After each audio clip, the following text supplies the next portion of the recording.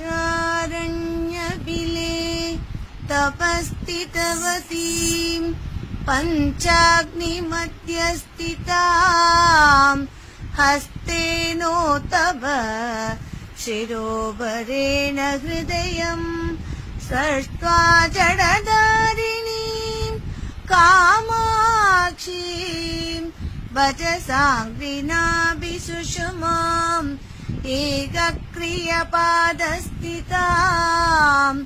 योगध्यानपरायणीं त्रिभुवनक्षेमं करीं भार्गवीं पश्चाद्विभाग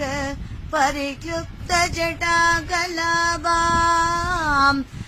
प्रत्यग्रवल्गलधरां वसिधत्रिपुण्ड्रां पञ्चाक्षरीं जपपटीं